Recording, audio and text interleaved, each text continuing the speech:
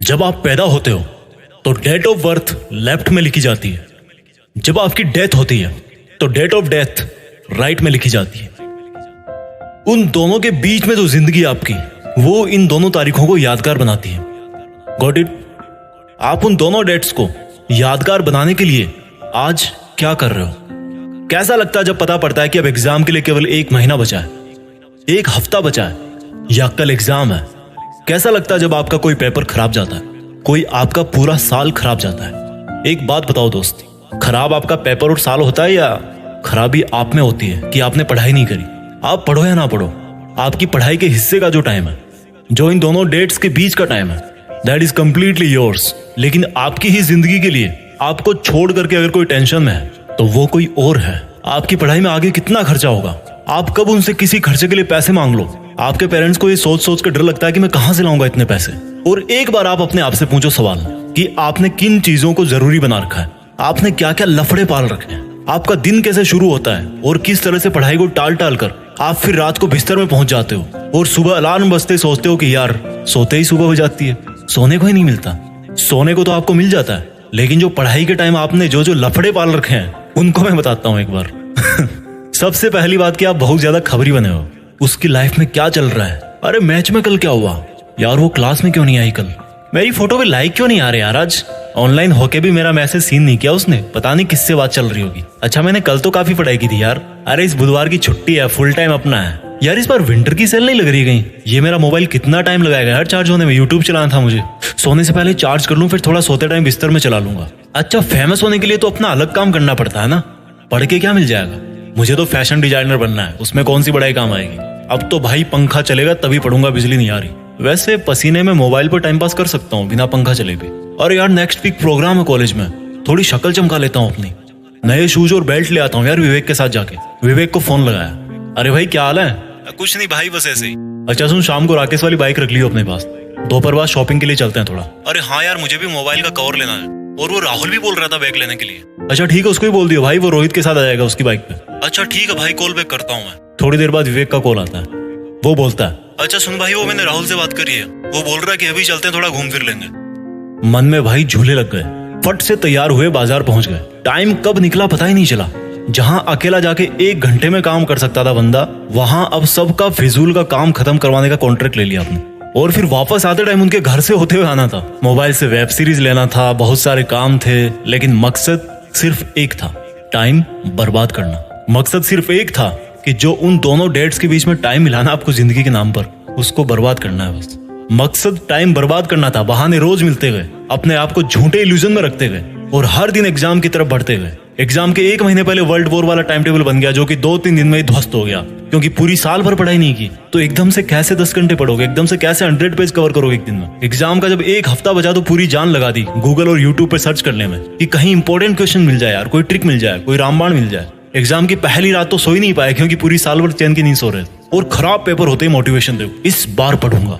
फिर वही story repeat, character तो एक ही है, लाइट कैमरा एक्शन कोई और बोल रहा है, आप रोल प्ले करते जा रहे हो। आज अपने आप से एक सवाल पूछो यार, क्यों, व्हाई?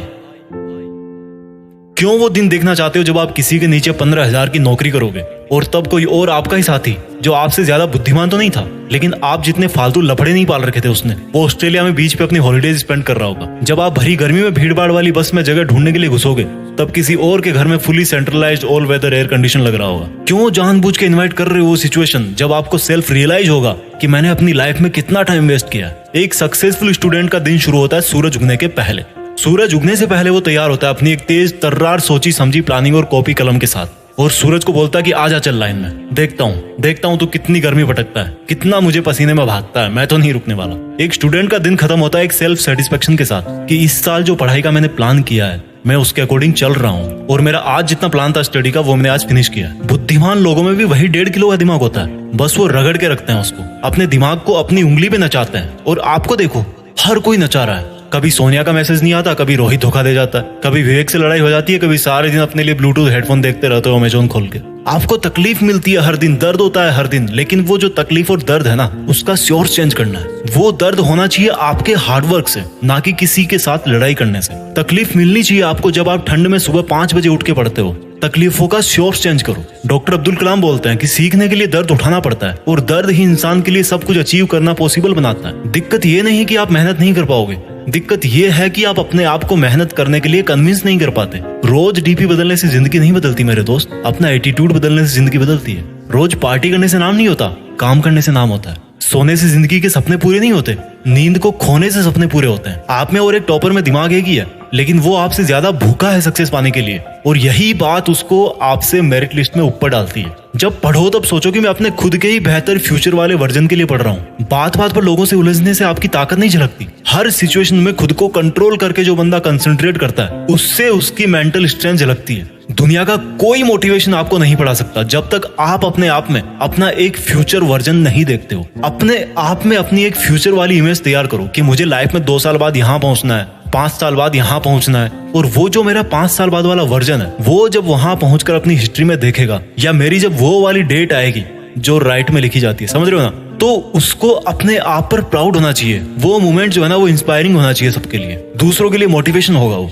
तो आज से ही स्टडी करो, रिसर्च करो, एक बड़े पर्पज के लिए पढ़ो, एक बड़े पर्पज के लिए लाइफ जियो। जो वीडियो में मैंने आपको बताया बहाने, वो एक बार दोबारा उस बंदे वाले नजरिए से सुनना जो आप अपने आप को फ्यूचर में बनता हुआ देखना चाहते हो। उन छोटे छोटे बहानों में से एक भी बहाना ऐसा नहीं होगा जो आपको अपने उस वर्जन से मिला सकता है। मैंने एक वीडियो में बोला था, उसकी लिंक नीचे है, कि किसी को इम्प्रेस करने के लिए जिंदगी मत जियो, किसी को इम्प्रेस करने के लिए काम मत करो, बल्कि इस पूरी दुनिया को इंस्पायर करने के लिए काम करो। और इंस्पायर कैसे कर पाओगे?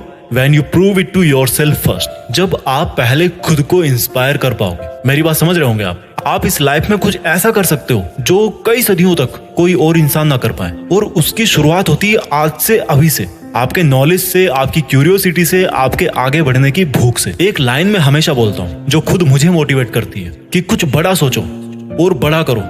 देश में अपना नहीं, बल्कि दुनिया में देश का नाम करो। जय हिंद, वंदे मातरम।